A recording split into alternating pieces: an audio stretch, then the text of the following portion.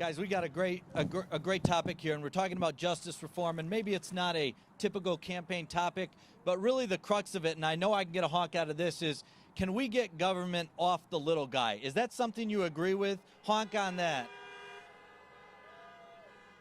And so, you know, the Trump White House has been leading on this from the start. Why? It's common sense. It's your individual liberties. And it's good for the people, not just for Michigan, but for America. It's good for the little guy who struggled. So we've got Matt Whitaker here, and maybe you just want to talk about how you, working in the Trump administration, seeing that, cut down on prosecutorial abuse, and, cut down regulations too.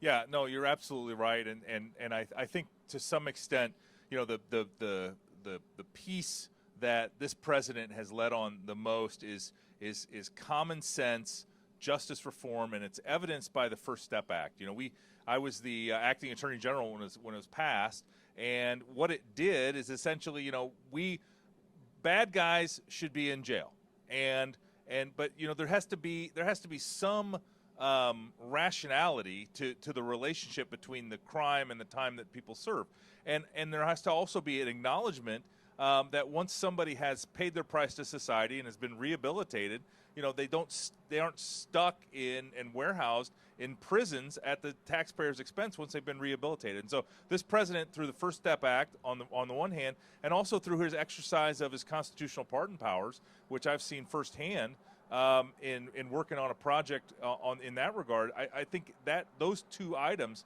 have pointed the way to doing some of these things in restoring individual liberty, and to making sure, you know, that prosecutors don't overreach, that, you know, that they do what's necessary to maintain law and order. Because I'm as many of you that are here tonight, you know, I am certainly aware of what's happening in our major cities, and not only are you seeing what's happening in Portland or in Seattle, where this lawlessness and this rioting and looting is happening, and a lack of law enforcement and law and order, but I'm also seeing, you know, major city crime go up in places like Chicago. And so, you know, we need to be very smart about how we do law enforcement, how we enforce the laws. Violent criminals should be locked away for as long as necessary to protect citizens, because, you know, one of the fundamental things that we all agree on is that every child should be able to sleep safely in their own bed, like Legend Talifaro, couldn't in Kansas City, 4-year-old that Project Legend was named after, and at the same time that every child should be able to play in their front yard. And so this is why we have law enforcement, but at the same time, you know, we need to be smart about it, and we need to make sure that, again, that we respect individual liberty. Yeah, so one thing we want to talk about when we talk about justice reform, and Matt and I both agree, and I know you're going to honk, we support law enforcement 100%. And so honk if you do. I know you do. Safe communities, a stronger country, a stronger communities, 100%. But we also support proportional laws that don't overburden people. So is there anything else specific you saw in D.C. about cleaning up prosecutorial abuse that you want to share with everybody? Yeah, I think that, you know, obviously the Department of Justice has a very large prosecutorial and law enforcement arm, and it was an honor of a lifetime to serve and to tell the men and women of law enforcement that we had their backs and they had our thanks. And at the same time, this president obviously was very keenly aware and wanted to make sure that the Attorney General and the line prosecutors all up and down the Department of Justice exercise their discretion, which is it's a very broad discretion. Yep. To charge individuals with crimes, and to make sure you exercise that in a reasonable manner that didn't abuse that power. I want to just tell you right now, you live in a state, actually you're in a district right now, which had a prosecutor who used funds that were forfeited for his own personal gain. And of course, he's been removed from office. But, you know, that's not a good look. That's not what we want out of law enforcement and prosecutors. And I know you saw some of that, folks acting out of line. You also live in a state in Michigan that's been a nation leader on expungement, getting people a cleaned up record so they can work, so they can provide for their families, so they can get housing. Has been a leader on civil asset forfeiture reforms, where law enforcement used to be able to just come up and sort of cut a deal on the side of a highway. We won't charge you, but we get your car and your money. And they used it to further sort of interest for locals. That's not how the justice system works.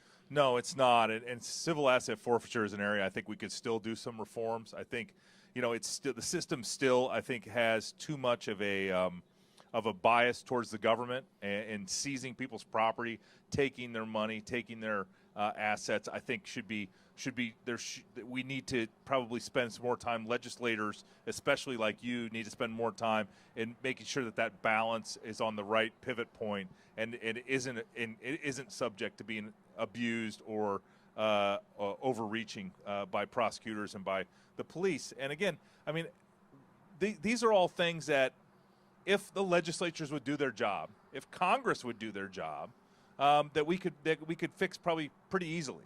That you could get the right people in the room to explain how a system would work that doesn't infringe on people's liberties and property rights, but at the same time takes ill-gotten gains away from criminals. And it's it's not that hard, but it seems like it's an area that we just need more political will to get it done. Yeah, so one thing I want to tell you, and you can be very proud, Republicans have led, and it was right at the cusp when Donald Trump got in, and he really helped. We've led on justice reforms because we're balanced. We support law enforcement, but we support fair laws and not an administrative behemoth. And so Republicans have led because we're balanced. We're talking about Amy Coney Barrett a little bit out here, too. And if she gets in, when she gets in, what we're talking about there is common sense laws and reading of laws versus activism, and that's a big difference. Yeah. And I know you saw that in D.C. 100%, and this is, as someone that's spent some time studying politics and political theory, this is an interesting discussion between the libertarian wing of the Republican Party and the conservative wing of the Republican Party, and I see people like Mike Lee. That and Ted Cruz that don't necessarily agree on some of the kind of where to draw the line, but that's they're certainly both in the right place. You don't want Dick Durbin, for example, to be the one to draw this line because it'll be a squiggly line that won't make any sense, and then it'll give way too much power to unelected judges and bureaucrats instead of maintaining the power in the people through their elected representatives. Yeah, so we want to thank you. It's non-traditional issue, but we have a non-traditional president who's led on that, and there's a lot of people who are out there. Maybe they have a criminal record, and they say, you know what, Donald Trump's in D.C. and he's working for me, and he's working to ease the administrative burden. So that's a really cool thing to serve under a president like that who will take an issue and highlight it at the Super Bowl. Do you know what the first commercial was? Yeah, it was Alice Marie Johnson, and Alice is a good friend of mine. Been working with her on a project to find people that are currently incarcerated that are good and worthy receivers of the presidential pardon or commutation authority. I'll tell you, the other group that we need to give a real shout out to is the American Conservative Union, who is putting on this event and who has been a leader for years on criminal justice reform, on making sure that sentencing laws make sense, that that judges have enough discretion but not too much in the federal system and across the state.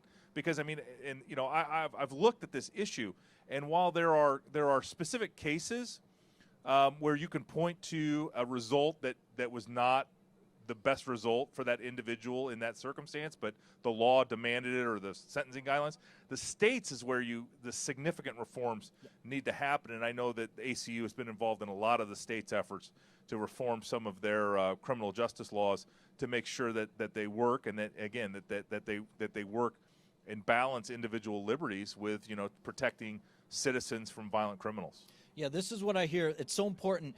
ACU has led on this because what they said from the start is we're changing the conversation. It's not tough on crime versus soft on crime. It's just a smarter proportional justice system. So we as Republicans are so good at saying, let's cut government, let's look at every byline. But why weren't we like that in the justice system? Well, now with Trump and leading state governments like here in Michigan, we are. So I'm State Representative Graham Filler. I'm leading here in Michigan on some of the justice reforms. I'm proud to work with the Trump White House and with Matt Whitaker. Did you want to say anything in closing?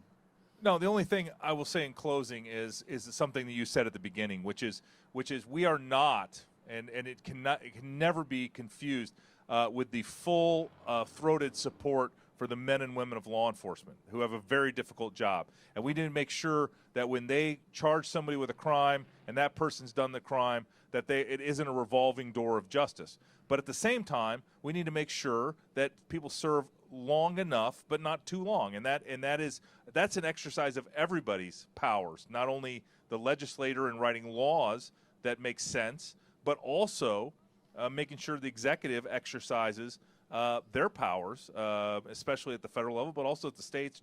Governors have powers of commutation and pardon oftentimes under state constitution. So it is being smarter than maybe we have in the past, where this sort of balance of justice swings back and forth, and sides accuse each other of being soft on crime or tough on crime. That's not what it's about. It's about protecting our children, protecting our communities, protecting our property, but at the same time making sure that we are rehabilitating, punishing, and doing all the kind of things as to why we have a criminal justice system in the first place. Yeah, amen to that. All right, guys, you serve under a non-traditional president who's taken justice, turned it into a great issue. Thanks so much for having us. Let's honk for Trump and for a good justice system. Thank you so much. Thank you.